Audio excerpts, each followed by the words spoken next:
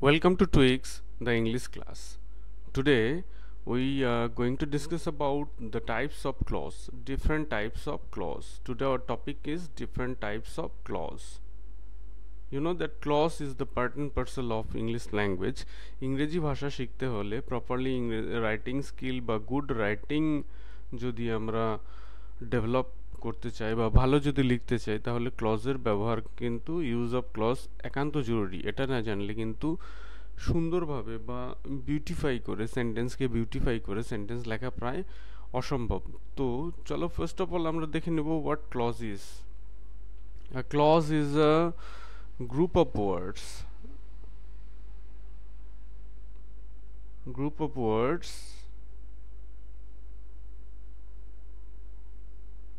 with a finite verb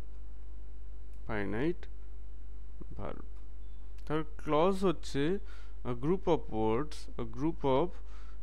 of words তার মানে মোর দেন এখানে ওয়ার্ড অ্যাটলিস্ট মোর দেন ওয়ান ওয়ার্ডস ফার্স্ট কন্ডিশন হচ্ছে মোর দেন ওয়ান ওয়ার্ড থাকবে একটার বেশি কিন্তু ওয়ার্ডস থাকতেই হবে কন্ডিশন ওয়ান সেকেন্ড কন্ডিশন কি এখানে কিন্তু ফাইনাইট ভার্ব থাকবে without finite verb it's impossible to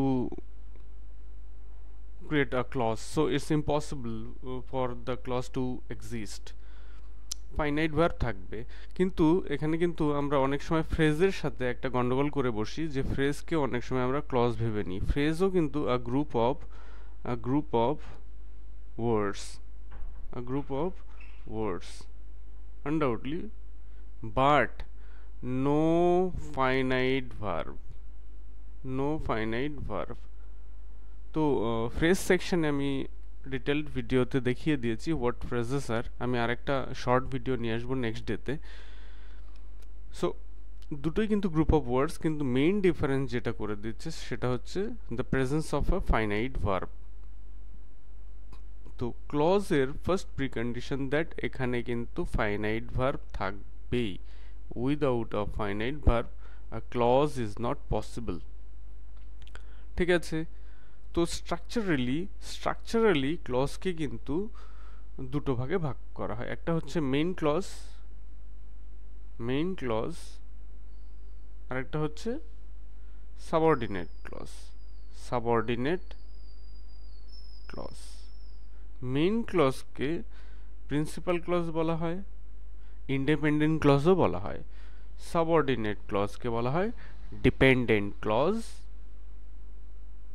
বা সেকেন্ডারি ক্লজ তাছাড়া আরেক ধরনের ক্লজ রয়েছে সেটাকে বলা হয় কোঅর্ডিনেটিং ক্লজ যাই হোক আমরা অ্যাকর্ডিং টু ফাংশন আজকে ক্লজের ক্লাসিফিকেশন করব অ্যাকর্ডিং টু ফাংশন তো চলো আমরা অ্যাকর্ডিং টু ফাংশন ক্লজের ক্লাসিফিকেশনটা একটু দেখে নিই ফার্স্ট হচ্ছে নমিনাল ক্লজ সেকেন্ড হচ্ছে রিলেটিভ ক্লজ এখানে ফার্স্ট সেকেন্ড থার্ড বলে কিছু নেই আমি বলছি তাই থার্ড হচ্ছে অ্যাডভার্বিয়াল ক্লজ তো ক্লজকে সাধারণত there are three types of clauses আর there three types of clauses are there in English language. The first one is nominal clause. It denotes a noun. That means যখন কোনো clause একটা noun হিসাবে কাজ করে তখন সেই ক্লজকে আমরা বলবো নাউন ক্লজ বা নমিনাল ক্লজ একে কিন্তু নাউন ক্লজও বলা হয় নমিনাল ক্লজের অপর নাম হচ্ছে নাউন ক্লজ এবং নেক্সট আমরা যেটা দেখব 2 নাম্বার অপশন সেটা হচ্ছে রিলেটিভ ক্লজকে বলা হয় অ্যাডজেক্টিভ ক্লজ সুতরাং নাম থেকেই বোঝা যাচ্ছে যে রিলেটিভ ক্লজ কিন্তু অ্যাডজেক্টিভ হিসাবে কাজ করবে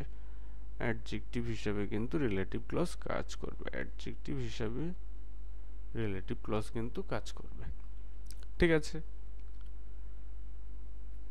থার্ড যেটা রয়েছে সেটা হচ্ছে অ্যাডভার্বিয়াল ক্লজ এর নামেই তো বোঝা যাচ্ছে যে এটা অ্যাডভার্ব হিসাবে একটা সেন্টেন্সে অ্যাডভার্ব হিসাবে কাজ করবে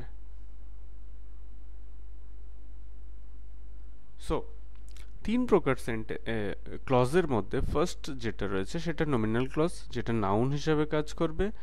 সেকেন্ড প্রকার যেটা সেটা হচ্ছে রিলেটিভ ক্লজ, এটা কিন্তু অ্যাডজেক্টিভ হিসাবে কাজ করবে এবং এটাকে অ্যাডজেক্টিভ ক্লজও বলা হয়। থার্ড প্রকার যেটা রয়েছে, টাইপস যেটা রয়েছে, সেটা হচ্ছে অ্যাডভার্বিয়াল ক্লজ, এটাকে কিন্তু অ্যাডভার্ব ক্লজও বলা হয়, বা বলা হয় যে এটা অ্যাডভার্ব হিসাবে একটা সেন্টেন্সে কাজ করে।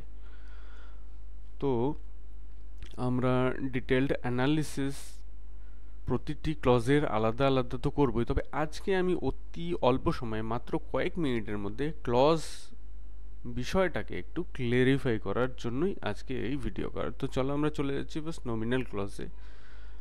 নমিনাল ক্লজ তোমরা অলরেডি জেনে গেছো যে এটা নাউন হিসাবে কাজ করে। নাউন মানে সেটা সাবজেক্ট হিসেবেও কাজ করতে পারে, অবজেক্ট হিসেবেও কাজ করতে পারে, অবজেক্ট অফ এ প্রিপোজিশন হিসেবেও কাজ করতে পারে, কমপ্লিমেন্ট হিসেবেও কাজ করতে পারে। তো আমরা নমিনাল ক্লজগুলোকে একটা সেন্টেন্স দেখব যে that he is a doctor, that he is a doctor is known to all. That he is a doctor is known to all, এখানে দেখো একটা part, that he is a doctor, এই পুরো অংশটা যেন মনে হচ্ছে যেন সাবজেক্ট হিসেবে কাজ করছে বা নাউন হিসেবে এখানে কাজ করছে। is known to all, এই কি সবার পরিচিত? কি দিয়ে প্রশ্ন করলে আমরা যদি অ্যান্সার পাই সাধারণত সেটা নাউন বা সাবজেক্ট, সরি নাউন বা অবজেক্ট হয়। আর কে, who is known to all, কে দিয়ে প্রশ্ন করলে আমরা সাধারণত সাবজেক্ট পাই, যে তিনি একজন ডক্টর, এটাই সবার পরিচিত। এই পুরো জায়গাটা মিলে যেন মনে হচ্ছে এটাকে আমরা ওয়ার্ড দিয়ে সাবস্টিটিউট করতে পারি। What is known to all বা সামথিং দিয়েও এই অংশটাকে সাবস্টিটিউট করতে পারি। যখন সামথিং দিয়ে বা ওয়ার্ড দিয়ে কোনো পার্টকে আমরা সাবস্টিটিউট করলে একটা ফুল সেন্টেন্সের ধারণা আমরা পেয়ে যাই, তখন সেটাকে আমরা বলতে পারি যে এটা নাউন হিসাবে কিন্তু কাজ করছে। তাহলে এই অংশটি হবে নাউন ক্লজ এবং বাকি যে অংশ ইজ নোন টু অল সেটা হচ্ছে প্রিন্সিপাল ক্লজ। এই নাউন ক্লজ অবশ্যই সাবঅর্ডিনেট ক্লজ। যাই হোক, প্রথমে হয়তো নাউন ক্লজের বা নমিনাল ক্লজের এক্সাম্পলটা দেওয়াটা একটু ঠিক হলো না, এটা পরে দিলে তোমাদের বুঝতে সুবিধা হতো। যাই হোক, সেকেন্ড এক্সাম্পল আমরা দেখব। সেকেন্ড এক্সাম্পল দেখব, I know that he is a doctor. এখানে নাউনটা সাবজেক্ট হিসেবে কাজ করেছে, কারণ কি বাক্যের শুরুতে ব্যবহৃত হয়েছে এবং এটাই বাক্যে ডোমিনেটিং এজেন্ট। কিন্তু এই সেন্টেন্সটির ক্ষেত্রে এখন আমি যে সেন্টেন্সটা লিখলাম সেখানে দেখো, আই নো, আমি জানি, আমি কি জানি? That he is a doctor. I হচ্ছে সাবজেক্ট, নো হচ্ছে ভার্ব, আর বাকি এই অংশটা যেন হচ্ছে অবজেক্ট। আমি কি জানি? কি দিয়ে প্রশ্ন করলে আমরা অবজেক্ট পাই, আর কে দিয়ে প্রশ্ন করলে আমরা সাধারণত সাবজেক্ট পাই।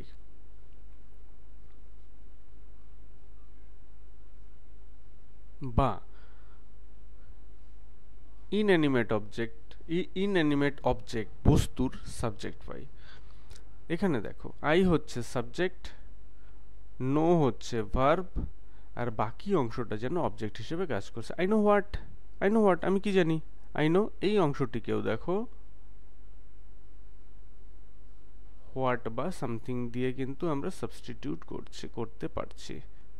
সামথিং দেখো পূর্ণ মানে প্রকাশ পাবে, অর্থ প্রকাশ পাবে। I know what means that he is a doctor. I know something, এখানে আমি কি জানি?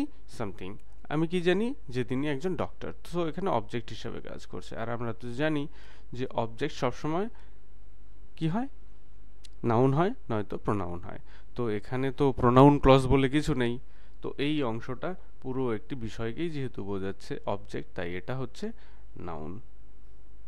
আর নাউন যেহেতু যেহেতু নাউন সাধারণত একটি শব্দ এবং একের বেশি শব্দ রয়েছে এবং তার মধ্যে ফাইনাইট ভার্ব রয়েছে, ফাইনাইট ভার্বটা কি ইজ, ইজ নামক ফাইনাইট ভার্বটি রয়েছে, তাই এটাকে আমরা নাউন না বলে বলবো নাউন ক্লজ। যদি এখানে লেখা থাকতো আই নো কমল, তাহলে সাবজেক্ট ভার্ব অবজেক্ট, কিন্তু অবজেক্ট যেহেতু একটি নাম বোঝাচ্ছে তাই এটা নাউন। আর নাউন ক্লজ আমরা তো বলেই নিয়েছি সেখানে মোর দ্যান ওয়ান ওয়ার্ডস থাকবে। এখানে এই অংশটি খেয়াল করে দেখো, that he is a doctor, এখানে মোর দ্যান ওয়ান ওয়ার্ডস তো রয়েইছে, একের বেশি শব্দ তো রয়েইছে, তারপরেও কি রয়েছে, ফাইনাইট ভার্ব রয়েছে, সুতরাং এটি কিন্তু নাউন ক্লজ। আরও কিছু এক্সাম্পল আমি দিচ্ছি, তাতে বিষয়টা আরও ক্লিয়ার হয়ে যাবে। আরও কিছু কিছু টাইপের রয়েছে যেগুলো হয়তো এক্সাম্পল দিলে আরেকটু ক্লিয়ার হবে নাউন ক্লজের থেকে। তো চলো আমরা এক এক করে সেগুলোই দেখে নিই। তো প্রথমে নাউন ক্লজ আমরা কি হিসাবে একটা সেন্টেন্স দেখলাম, সেখানে সাবজেক্ট হিসাবে ব্যবহার করলাম। সেকেন্ড কেসে আমরা কি করলাম, সেটাকে অবজেক্ট হিসেবে ব্যবহার করলাম। আবার আরেক ধরনের হয়, সেটা হচ্ছে অ্যাপোজিশন হিসাবে। যাই হোক, আমরা এক এক করে দেখব আস্তে আস্তে। আজকে অত ডিটেলসে বা গভীরে যাব না, শুধু অ্যাপোজিশনটা দেখিয়ে আমি ছেড়ে দেব। সেটা হচ্ছে I know that, sorry,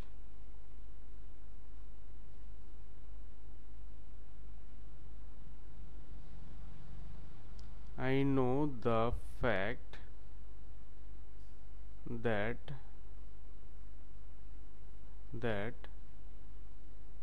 money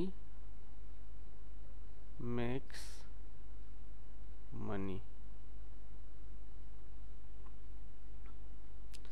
এখানে ভাগ করে ফেলো, সাবজেক্ট ভার্ব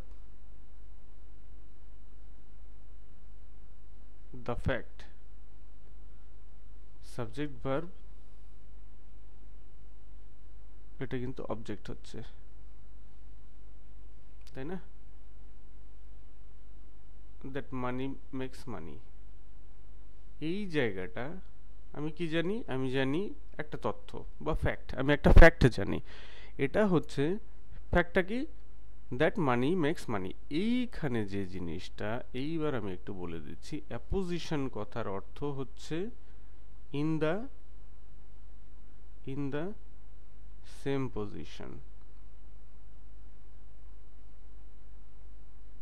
যখন কোনো সেন্টেন্সে দুটি আলাদা আলাদা শব্দ বা শব্দগুচ্ছ ব্যবহার করে একই বস্তুকে প্রকাশ করে বা ডিনোট করে, তখন তাদেরকে অ্যাপোজিশন বলা হয়। আমি কি জানি, এখানে অবজেক্টের অ্যাপোজিশন হচ্ছে যে মানি মেক্স মানি, দ্য ফ্যাক্ট, এই ফ্যাক্টটাই কিন্তু এখানে এই অংশটি। সুতরাং এই দুটো অংশের মধ্যে কিন্তু কোনো পার্থক্য নেই। আই নো দ্য ফ্যাক্ট, আমি যে ফ্যাক্টটা জানি সেটাই হচ্ছে যে মানি মেক্স মানি। ঠিক তেমনি আরেকভাবে লেখা হয়ে থাকে, in the same position means Tagore, মানে Rabindranath Tagore, Tagore a great poet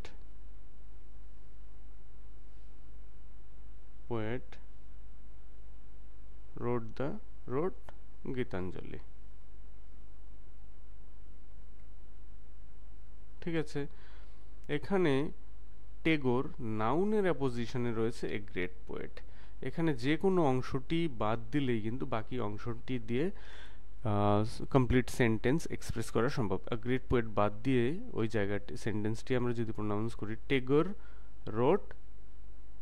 রোট Gitanjali, এটাও অর্থ প্রকাশ করছে। আবার যদি টেগোর এই অংশটিকে আমরা যদি বাদ দিয়ে বাকি অংশটি বলি, a great poet a great poet wrote Gitanjali, এটাও কিন্তু সম্পূর্ণ অর্থ প্রকাশ করছে। এখানেও আমরা বলবো অ্যাপোজিশনের ইউজ হয়েছে। অ্যাপোজিশন মিন্স অলরেডি জেনে গেছো, ইন দ্য সেম পজিশন। এখানে টেগোর আর Tagore equal to a great poet. So এই দুটোর মধ্যে অ্যাপোজিশন হয়েছে। আশা করি আমি নাউন ক্লজ কিছুটা বোঝাতে পেরেছি। এবার আমরা চলে যাব অ্যাডজেক্টিভ ক্লজে, রিলেটিভ ক্লজে। রিলেটিভ ক্লজে তোমরা মনে রাখবে যে এখানে রিলেটিভ প্রোনাউন কিন্তু গুরুত্বপূর্ণ ভূমিকা পালন করে। রিলেটিভ প্রোনাউন ছাড়া কিন্তু রিলেটিভ ক্লজ করা অসম্ভব। রিলেটিভ প্রোনাউন কোনগুলো? হু ব্যক্তির ক্ষেত্রে, হুইচ, হুম, হুজ,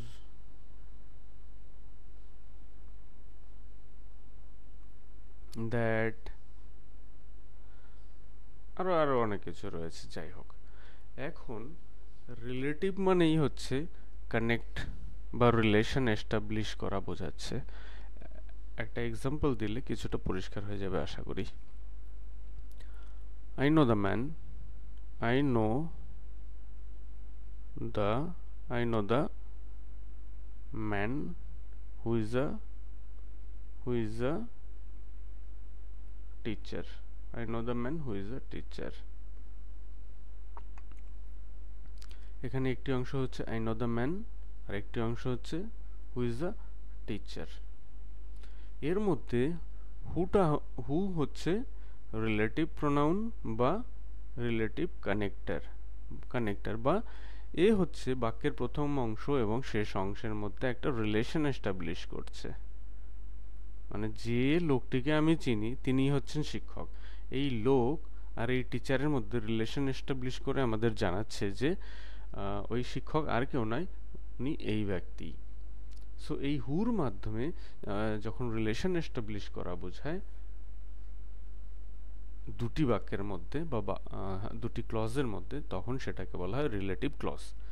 এখানে আই নো দ্য ম্যান, এটা হচ্ছে মেইন ক্লজ, কারণ এখানে পূর্ণ অর্থ প্রকাশ পাচ্ছে। কিন্তু এই আই নো দ্য ম্যান এই অংশটি যদি আমরা বলি তাহলে কিন্তু পূর্ণ অর্থ প্রকাশ পাচ্ছে। কিন্তু যদি বলি হু ইজ আ টিচার, যিনি একজন শিক্ষক, পূর্ণ অর্থ প্রকাশ পাচ্ছে না। তাহলে এটা হচ্ছে subordinate clause.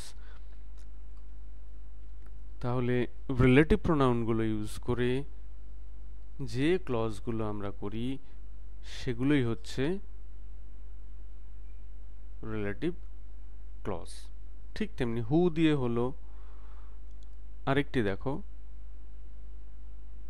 This is the pen which I was gifted on my birthday or something else. This is the pen which I was gifted.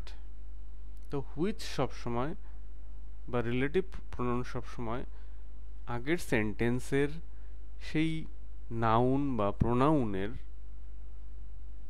পরে বসে, যার সাথে আমরা পরবর্তী সেন্টেন্সের মেইন অবজেক্ট বা এজেন্টের রিলেশনশিপ এস্টাবলিশ করতে চাই। তার মানে এখানে এমন একটা পেনের কথা বলা হয়েছে যেটা কিনা তাকে গিফটেড করা হয়েছে, উপহার দেওয়া হয়েছে। তাহলে এই হুইচ দিয়ে আমরা বোঝাবো ওই পেনটা। তো এখানে হুইচ মানে হবে কি, এমনি হুইচ মানে তো কোনটি, কিন্তু এখানে মানে হবে যেটি। যখন হুইচ মানে হবে যেটি, তখন সেটাকে আমরা বলবো রিলেটিভ ক্লজ। দেখো, I know the man who is a teacher, আমি সেই লোকটিকে চিনি যিনি। হু মানে যদি হয় যিনি, তখন সেটাকে আমরা বলবো রিলেটিভ ক্লজ। কিন্তু হু মানে যদি হয় কে, I do not know who is a doctor, I do not know who he is, আমি জানি না তিনি কে। I do not know who the man is, আমি জানি না ওই লোকটি কে। এই যে হু মানে যখন মানে হলো কি কে, এটা কিন্তু নাউন ক্লজ হয়ে যাবে। হু মানে কে হলেই নাউন ক্লজ হয়ে যাবে। যদি যে বা যিনি হয় তাহলেই রিলেটিভ ক্লজ হবে। যাই হোক, রিলেটিভ ক্লজের আমি একটা সেকেন্ড ভিডিও দিয়ে দিব, সেখানে বিস্তারিত অ্যানালিসিস থাকবে। আর কিছু এক্সাম্পল তোমরা দেখে নিতে পারো, বা আমি দিয়ে দিচ্ছি। সেগুলো নিম্নরূপ। যেমন ধরো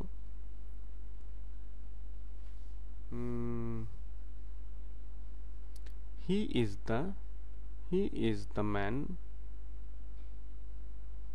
হুম I helped a few days ago. A few days ago. এই হচ্ছে সেই ব্যক্তি যাকে আমি সাহায্য করেছিলাম a few days ago, কয়েকদিন আগে। He is the, oh sorry, man কথাটা লিখতে ভুলে গেছি। হি ইজ দ্য ম্যান, তিনি হন সেই ব্যক্তি whom I helped a few days ago. He is the man, এই ম্যানকেই বোঝাচ্ছে হুম দ্বারা। এই হচ্ছে সেই ব্যক্তি যাকে, হুম মানে এখানে হচ্ছে যাকে, যাকে I helped a few days ago, যাকে আমি কয়েকদিন আগে সাহায্য করেছিলাম।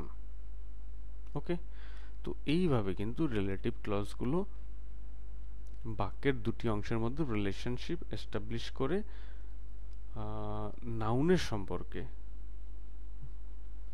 কিছু বলে। আমরা জানি রিলেটিভ ক্লজ মানেই হচ্ছে, রিলেটিভ ক্লজ মানে আমরা তো বলেছি অ্যাডজেক্টিভ ক্লজ, অ্যাডজেক্টিভ ক্লজ।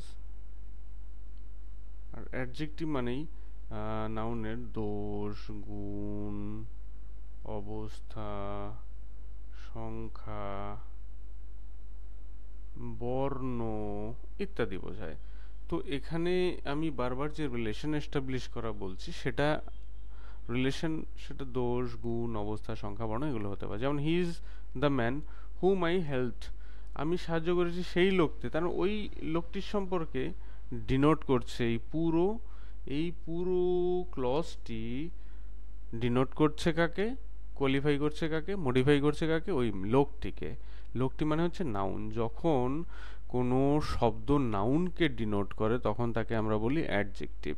কিন্তু এখানে তো কোনো শব্দ নেই, এখানে রয়েছে শব্দগুচ্ছ, শব্দগুচ্ছ প্লাস শব্দগুচ্ছ বা group of words plus help মানে finite verb, finite verb.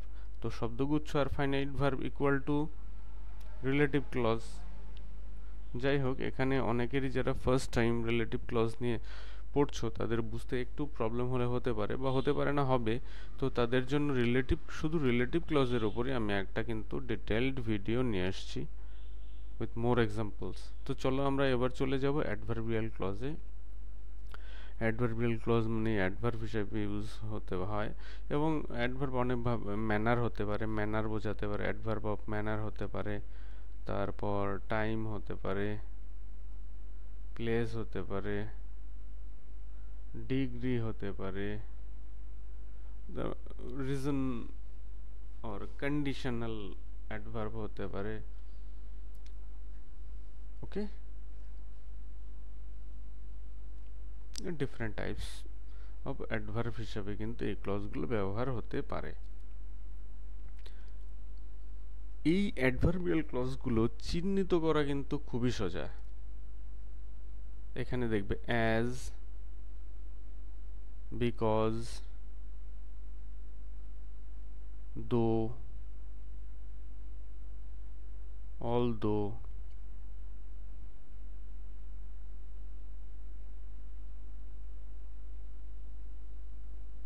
when, এই জাতীয় লিঙ্কার্সগুলো কিন্তু পুরো মাত্রায় ইউজড হয় এই অ্যাডভার্বিয়াল ক্লজের ক্ষেত্রে। সো অ্যাডভার্বিয়াল ক্লজ কিন্তু ডিনোট করা একেবারেই আমি মনে করি ইজি কাজ। কয়েকটা এক্সাম্পল দেখো। I helped the man. I helped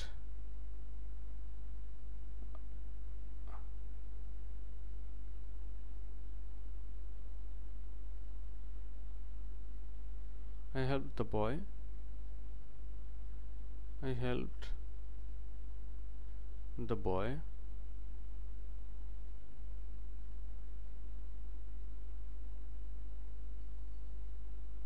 sorry, একটু প্রবলেম হচ্ছে আমার writing. I helped the boy who, sorry, because he helped me. He helped me. আমি ছেলেটিকে I helped the boy, main clause, because he helped me, adverbial clause. আচ্ছা, এই যে তিনটা clause এগুলো সবই কিন্তু সাবঅর্ডিনেট ক্লজ বা sub clause. Subordinate clause adverbial, ঠিক আছে। I helped the boy because he helped me one day. Next আরেকটা কি হতে পারে? As it was raining, as it was raining, as it was raining, comma, I went out, আমি বাইরে গেলাম, with an umbrella. I went out with an umbrella. তাহলে এখানে কিন্তু অ্যাডভার্বিয়াল ক্লজটা সামনে বসে গেছে। অ্যাজ ইট ওয়াজ রেইনিং, এই পার্টটা হচ্ছে adverbial clause. I went out with an umbrella, এটা হচ্ছে মেইন ক্লজ। Main clause. আরেকটা এক্সাম্পল দেখো, আরেকটা এক্সাম্পল যেটা, সেটা হচ্ছে though the man is poor, he is honest.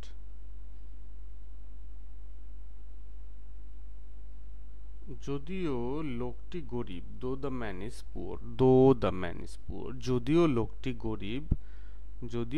গরিব, he is honest, সে সৎ। মানে গরিব হওয়া সত্ত্বেও সে সৎ। এই যে দো দিয়ে যে অংশটা আমরা লিখলাম, though the man is poor, যদিও লোকটি গরিব, এই অংশটি হচ্ছে অ্যাডভার্বিয়াল ক্লজ। আর বাকি যেটা হি ইজ অনেস্ট, এটা তো মেইন ক্লজ, এই নিয়ে কোনো সরি। দো এই অংশটা অ্যাডভার্বিয়াল ক্লজ, আর এই অংশটা হি ইজ অনেস্ট, এটা হচ্ছে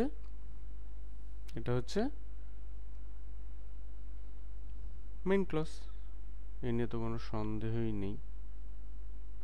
তো এই ছিল আজকে ক্লজ নিয়ে আমাদের ছোট্ট আলোচনা।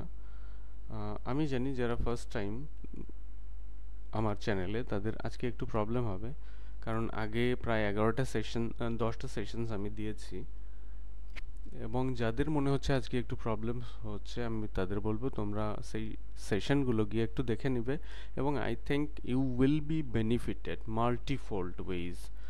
সো আমি খুব তাড়াতাড়ি স্পোকেন ইংলিশ এবং অনলাইনের ক্লাসের ওপরে আরও কিছু সেশন শুরু করতে যাচ্ছি। তোমরা যারা নতুন তারা সাবস্ক্রাইব করে আমার চ্যানেলের সাথে থেকে যাও, so that you can improve more and more in English learning. So thank you again for watching the video.